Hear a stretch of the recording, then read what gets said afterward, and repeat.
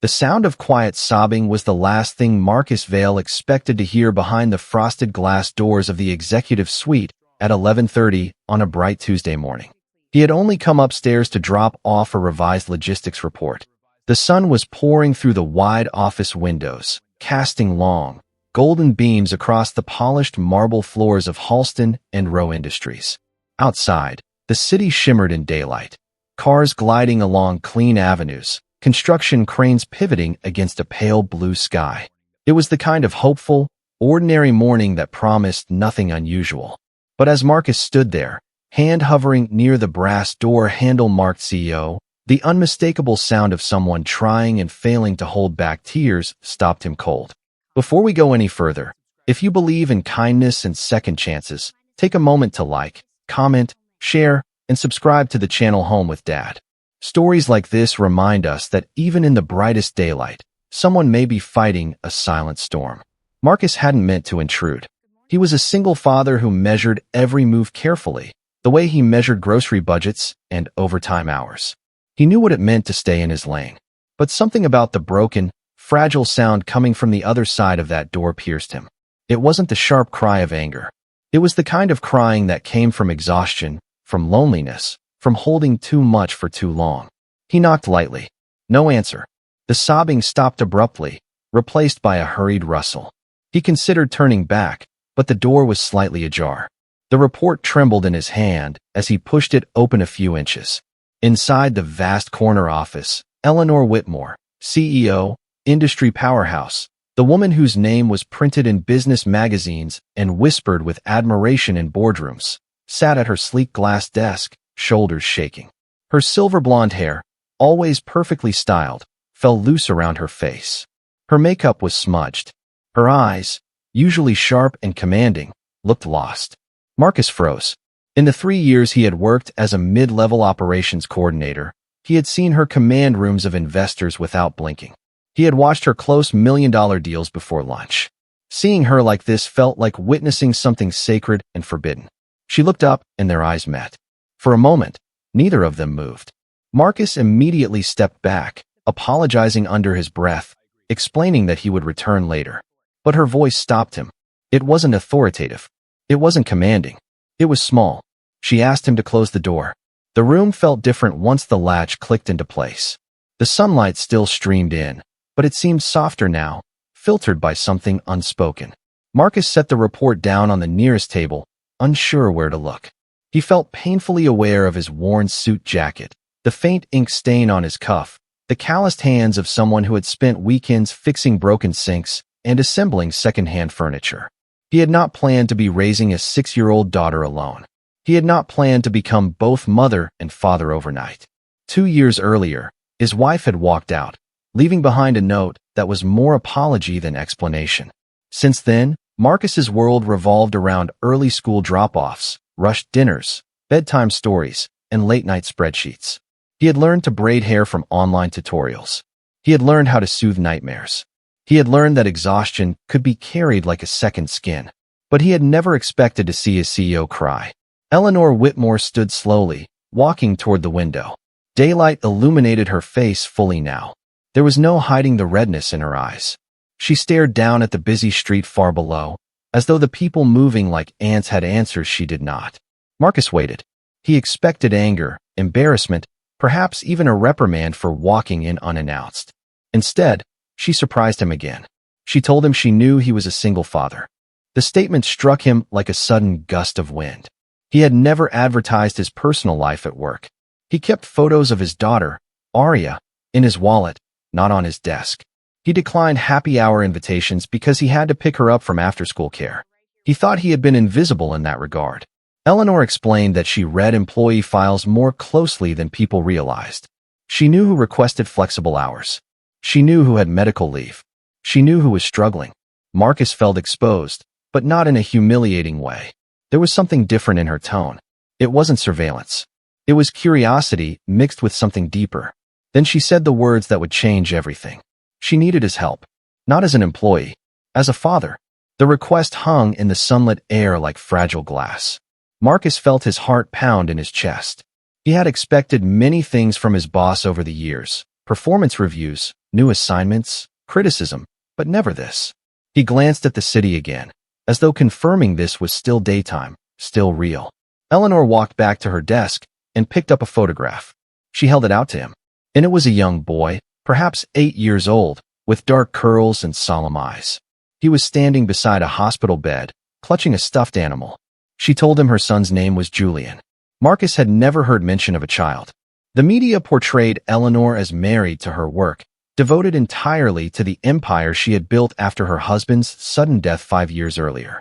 Investors admired her resilience. They called her unstoppable, but unstoppable had a cost. Julian had been diagnosed with a rare autoimmune condition a year ago. It required frequent hospital visits, unpredictable treatments, and constant supervision. Eleanor had thrown money at the problem, hiring the best specialists, the most attentive nurses. But money could not sit beside a child at 3 in the morning when the fever spiked. Money could not attend school recitals. Money could not explain to a frightened boy why his body betrayed him. She confessed that Julian had started to withdraw. He refused to speak during therapy sessions. He stopped eating properly. He asked why she was always on conference calls when he woke up from anesthesia. Marcus felt a familiar ache in his chest. He had seen that look in Aria's eyes the night her mother left. Confusion wrapped in bravery. Eleanor admitted she did not know how to reach her own son anymore. She did not know how to slow down. The board expected expansion into overseas markets. Investors expected quarterly growth. Employees depended on her leadership. And yet her child was slipping away. She said she had noticed the way Marcus spoke about parent-teacher meetings when requesting time off. She had seen the careful scheduling of his hours around school pickup. She had watched him decline promotions that required relocation.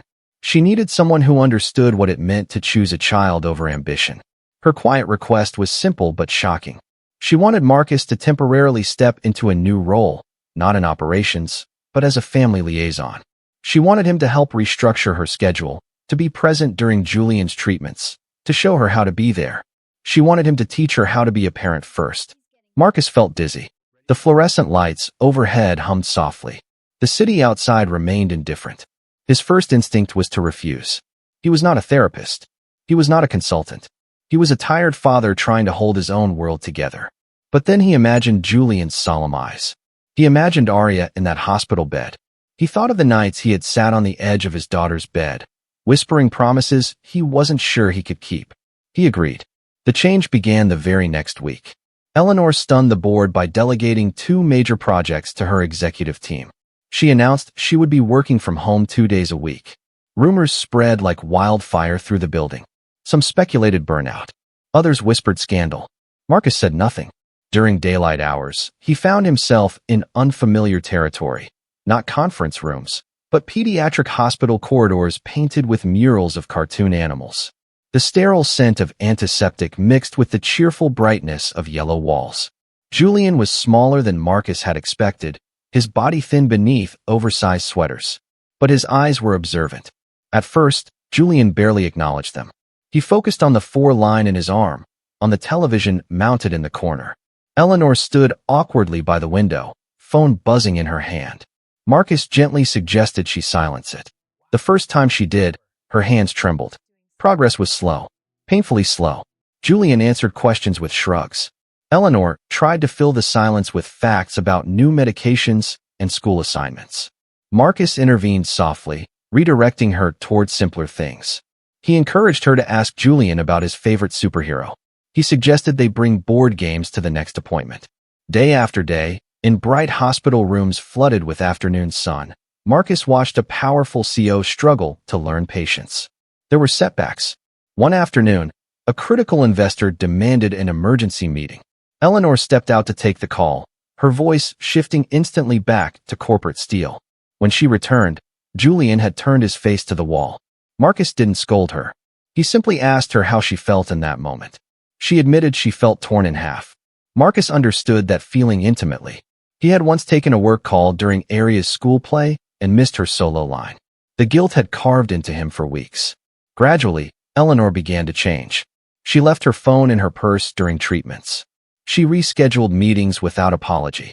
She learned the names of the nurses. She laughed when Julian beat her at checkers.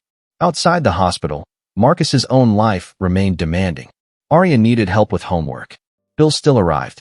Sleep was still scarce. But something shifted in him too. Watching Eleanor fight to reconnect with her son reminded him that vulnerability was not weakness. It was courage in its rawest form. One afternoon, sunlight streamed through Julian's bedroom window at home. Eleanor had invited Marcus and Arya over for lunch, a gesture that felt monumental. The house, once pristine and impersonal, now showed signs of life. Coloring books littered the coffee table. A half-finished puzzle sat near the fireplace. Arya and Julian sat on the floor building a model spaceship. Their laughter echoed through the open space. Eleanor stood in the kitchen, watching them with tears in her eyes, not of despair this time, but something closer to hope. She confessed that for years she believed strength meant never breaking. She thought leadership required emotional distance. But she was learning that true leadership began at home. Months passed. Daylight seasons shifted from summer brightness to crisp autumn gold. Julian's treatment stabilized. His laughter grew easier. He began speaking more in therapy sessions. He even returned to school part-time. At the office, productivity did not collapse as some had feared. In fact, delegation strengthened the executive team. Employees noticed Eleanor's new perspective. She implemented family support policies, flexible scheduling, mental health days. The culture changed. Marcus eventually returned to his operations role full-time, but his relationship with Eleanor remained different. It was built not on hierarchy, but on shared humanity. One bright morning nearly a year after that first tearful encounter, Marcus stood once again outside the CEO's office. The door was open this time. Sunlight filled the room. Eleanor was smiling as she reviewed quarterly reports. On her desk sat a framed photo of Julian and Arya at the park, faces flushed with laughter. She looked up and thanked Marcus. Not for the reports, not for the strategy, but for reminding her that success without presence was empty. Marcus walked back to his desk feeling lighter than he had in years. He realized that by helping her save her family, he had also healed parts of himself he didn't know were still broken.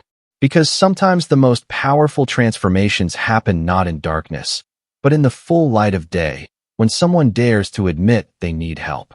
Before we close this story, if it touched your heart even a little, please take a moment to like, share, and subscribe, and let this message of compassion reach someone who might need it today. And here is a special request. Comment the word hope below if you believe that even the strongest people deserve support. Marcus learned that day that walking in on someone's tears is not an accident. It is an invitation. An invitation to step beyond titles, beyond pride, beyond fear. And sometimes, the quiet request that shocks us the most becomes the very reason someone else learns how to smile again in the sunlight.